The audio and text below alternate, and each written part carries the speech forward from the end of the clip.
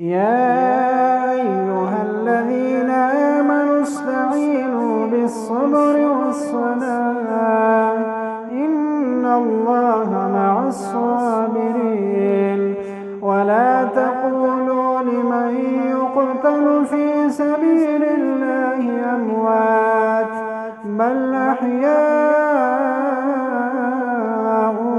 ولكن لا تشعرون. ولنبلونكم بشيء من الخوف والجوع ونقص من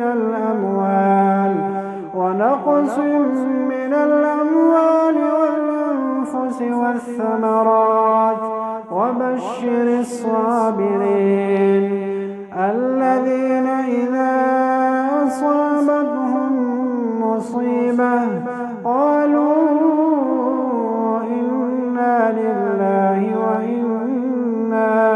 وإنا إليه راجعون. أولئك عليهم صلوات من ربهم ورحمة وأولئك هم المهتدون. إن الصفا والمروة من شعائر الله فمن